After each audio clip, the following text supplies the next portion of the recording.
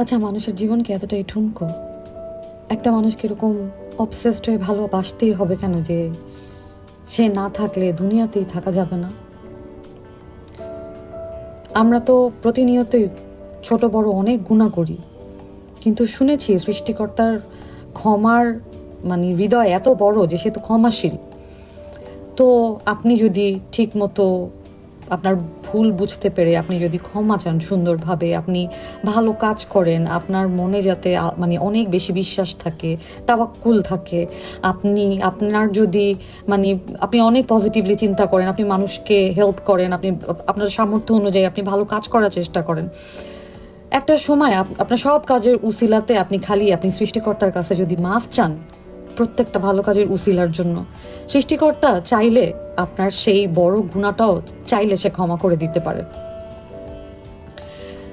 তো আমি তো আসলে মাতৃত্বের স্বাদ পাইনি, কিন্তু আমি শুনেছি মারা নাকি সন্তানের মুখ দেখার পরে পৃথিবীতে আর কোনো কিছুই এর থেকে আপন নাকি আর কিছু থাকে না।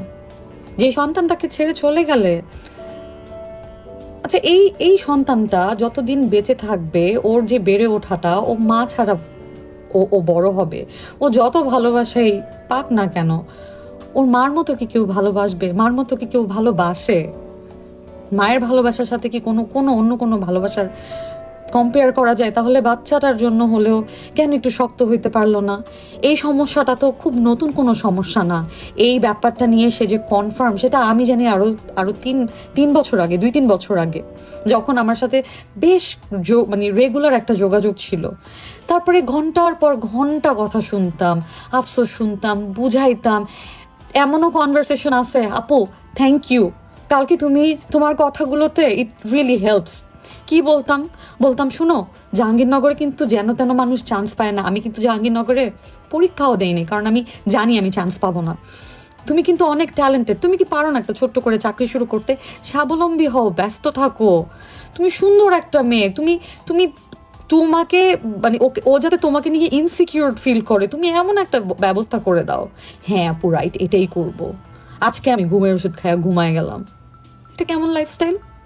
ঠিক আছে, সেই জিনিস মানলাম। এমন হইতো যে আমার আমি জানি যে এই জিনিসটা হচ্ছে, যদি আসলেই সেই মেয়েটাই যাকে নিয়ে সন্দেহ হচ্ছে, সেই মেয়েটার সাথে কেমন করে আমার ফ্রেন্ডশিপ হয়, সেই মেয়েটার সাথে আমি কেমন করে একসাথে বসে কফি খাই। I am the witness. একসাথে বসে আমরা ক্যাফেতে বসে কফি খাইছি। আমাকে আমি আমি কি বলবো, তাদের ফ্যামিলি প্রোগ্রামগুলোতে যেমন অন্য কলিগদেরকে ডাকা হতো, তাকেও ডাকা হইতো, সেও আসতো।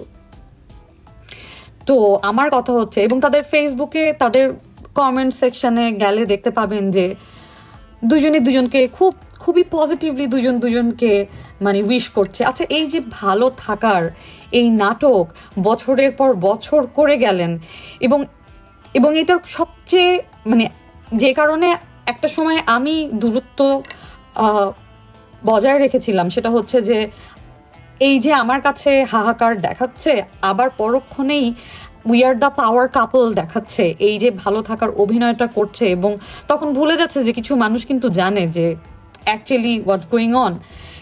এইটা আমার এথিক্সের সাথে মিলতেছিল না, এবং আমি পারতেছিলাম না আর নিতে। এত সেলিব্রেট করতো হাজব্যান্ডের অ্যাচিভমেন্ট অ্যান্ড ওদের ভালোবাসা, ওরা ওদেরকে এত ভালোবাসে, ও এইটা করে সেটা করে, ভালো কথা। If it's like this, very good, but কেন এই শো অফটুকু করতে হবে? কেন? এটা কিসের কম্পিটিশন ছিল?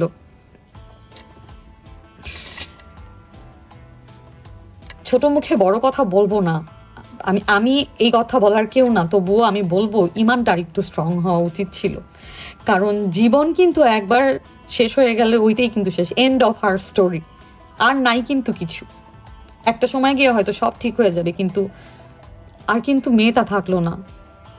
সুন্দর একটা মেয়ে, একটা একটা একটা এডুকেটেড একটা মেয়ে, কেন এত ইনসিকিউরিটি? কি কারণে ওর ওর ওর এরকম একটা সিদ্ধান্ত নিতে হলো? আমি কোনোভাবেই মানতে পারছি না, কোনোভাবেই না। শেষ একটা গেট টুগেদারে আমি শুধু, যেহেতু একটা দূরত্ব ছিল, আমি শুধু ওকে ডেকে ওর জড়তাটুকু ভাঙানোর জন্য আমি ওকে একটা হাগ করছিলাম। গ্ল্যাড আমি ওই দিন ওকে হাগ করছিলাম। আমি তো স্টার বেইজের ফ্যামিলি হয়ে গেছিল, তো ওনাদের একটা গেট টুগেদারে আমার সাথে ওর যখন দেখা হয়েছিল, I hugged her because it's been a long time. আমাদের আর আগের মতো কথা হয় না, বিকজ আমি চেষ্টা করছি যে আমি এটার মধ্যে আর থাকতে চাই না। বিকজ এই তুমি আমাকে বলতেছো তুমি ভালো নাই, তুমি ঘুমের ওষুধ খাচ্ছ, তুমি অনেক কিছু বলতেছো, আবার আমি তোমাকে ঘন্টার পর ঘন্টা তোমার কথা শুনতেছি, আবার আমি তোমাকে বুঝাচ্ছি যে জীবন এভাবেও চেষ্টা করো সুন্দর করার, আবার তুমি ইউ আর দ্য মানে your husband is the best, you guys are the power couple, তোমরা একদম মানে অনেক লাভি ডাভি, বাট ডিপ ডাউন মানে এটা আসলে নিজেরাও জানো যে কি হচ্ছে, হোয়াটস গোয়িং অন। এই কারণে আমি আর এর মধ্যে আসলে আমি থাকতে চাইনি। তবে একটা জিনিস আমি করেছিলাম, একটা ইনফরমেশন আমি ওকে এনে দিছিলাম। আমি আমার কোয়ার্টিস্টকে জিজ্ঞেস করছিলাম এরকম কোনো কিছু কি আপনার জীবনে আছে।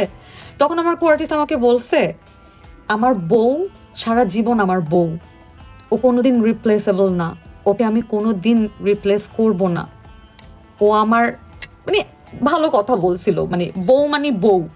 এই কথাটা আমি মেয়েটার কাছে এই ইনফরমেশনটুকু আমি দুই বছর আগে আমি পৌঁছায় দিতে পারছিলাম যে তুমি কিন্তু বউ, তোমাকে কিন্তু সে ছেড়ে যাবে না, এরপরে তোমার সিদ্ধান্ত তুমি কোনটা মানবা কোনটা মানবা না। বাট আমি তোমার জায়গায় হইলে আমি আমার নিজেকে এত সুন্দর করে আমি ওখান থেকে ওয়াক আউট করতাম, এবং আমি তারপরে আমি নিজেকে এত সুন্দর রাখতাম যে ও আমাকে দেখে আফসোস করতো যে আমি কি হারাইলাম। মানুষ টেনে হিচড়ে প্রতিনিয়ত মক করে বাজে কথা বলে কত কিছু করে কত চেষ্টা করে, কিন্তু ওই যে উপরে যার সাথে কানেকশন আমার স্ট্রং, আমার ইমান এত শক্ত যে এই আমাকে এত শেম করার পরেও আমার কোনো দিন মনে হয় না যে আমি একটা দিনের জন্য হলেও ভালো কাজ করব, এবং আমি কানেক্টেড থাকবো যত খুশি যত পারি আমি, as much as I can, so that I can talk to him. যদি মানে হয় না যে এরকম তো বলা আছে যে আমি ওই সময় গিয়ে আমি জিজ্ঞেস করবো যে তুমি আমাকে এত ভালোবাসতা কেন আমাকে তুমি এত ভালোবাসতা, শুনেছি তুমি নাকি সবচেয়ে যাকে বেশি ভালোবাসো তাকে নাকি তুমি সবচেয়ে বেশি পরীক্ষার মধ্যে ফেলো, আমাকে একটু কম ভালোবাসতা, আমাকে একটু কম পরীক্ষা দিতা।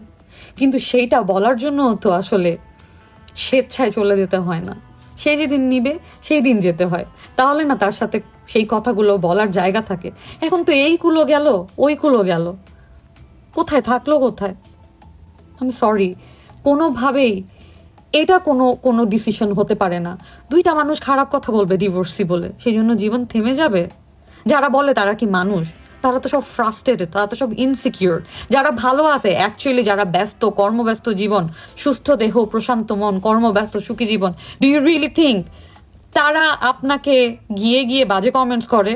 ভাই, তাদের সময়ও নাই। আপনার জন্য ক্ল্যাপ করবে আপনার কোনো অ্যাচিভমেন্টে, কিন্তু আপনাকে গিয়ে মক করবে না। কিন্তু নিজের জীবনটা নিজেকে আসলে বুঝতে হয় যে নিজের জীবনটা কত মূল্যবান, সব কিছুর ঊর্ধ্বে নিজেকে ভালোবাসতে হয়। আই সরি, আমি কোনোভাবেই এই সিদ্ধান্তের সাথে একমত হতে পারলাম না। ঠিক যেমন সে আগে লোক দেখানো ভালো থাকার অভিনয় করতো, ওইটাও যখন পারতাম না, এটাও পারলাম না। That's it.